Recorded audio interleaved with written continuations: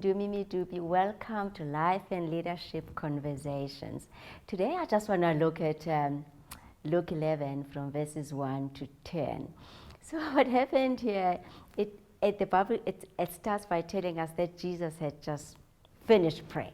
And one of the disciples went to him and asked him to teach him how to pray, like John had taught his disciples.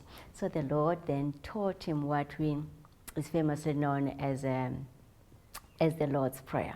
But I'm more interested in the verses below there, after the Lord's Prayer, in verses 5 to 10.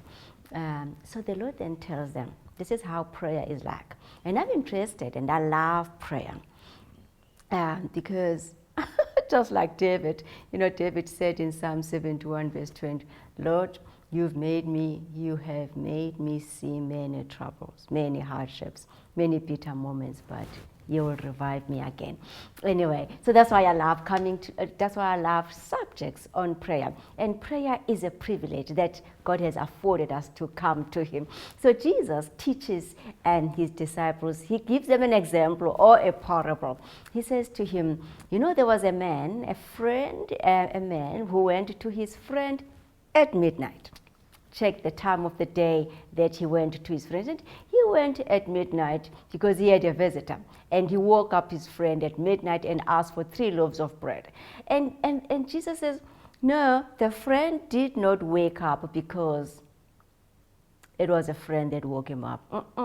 The friend woke up because he was awakened at midnight. So this friend was in bed with his family, and he said in his heart, it's not because he is my friend that I'm getting up at this time of the night. It is because of his annoyance. It is because of the time he decided to tell me about his visitors and the fact that he does not have anything to put on the table. So the Lord then tells us that. So we can see here the timing, the power of the timing of prayer. So in this case, the friend went at midnight to ask for bread. So it is a sign of desperation in my view. And I don't want to lie. I have been very, very desperate many times. And I do set my clock. And it is a sign to God that I'm desperate. It is a sign to God that I'm serious. So I do set my clock at about 10 to 12 sometimes. Oh, by the way, midnight hour in Bible times, midnight hour actually means between 12 a.m. and 3 a.m. So I don't want you to be fixated and trying to show yourself that you're serious to God. And if you miss 12 o'clock, it means you're done. No. If it's 1 a.m., it's still a midnight hour. If it's 2 a.m., it's still a midnight hour. Sometimes I wake up at 2:45 and I'm done my midnight hour. And I've proved to God that I am very serious. And there's a reason why midnight hour. So many things happen. It is a change of season. It's a change of time.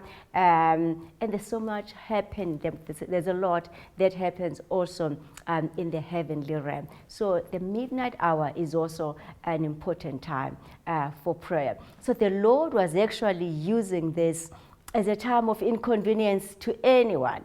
And as much as the visited man, the man who had visitors, went to his friend, it was inconveniencing to wake up his friend. But his friend had to wake up because he then understood the urgency of the matter. And also, it was annoying to be woken up at midnight. And I can just imagine, even for myself, when I'm desperate, the fact that I wake up at midnight is an inconvenience for me because I love my sleep. In fact, besides the fact that I love my sleep, I just get disturbed in the morning. I can tell that I was woken up. So in this case, it then shows the power of the time of prayer.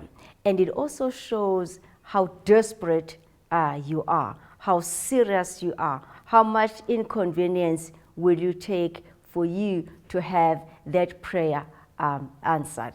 Then it goes on, the Lord then goes on. So what if you had prayed at 6 p.m.? What if you had prayed at 3 p.m.? But at midnight, you still go again because he continues to say, ask and you shall receive. Seek, you will find. Knock and the door will be open. So I am also encouraging you that at midnight hour, you can knock on heaven's door and let the answer and and seek the prayer, the answer to your prayers. Because the Lord then tells us in Luke 11, verse 12, that whoever asks shall receive, whoever seeks shall find, whoever knocks, the door shall be opened. So what does it mean? It means do not be tired. Do not give up. Take the inconvenience. Wake up when the situation calls for it.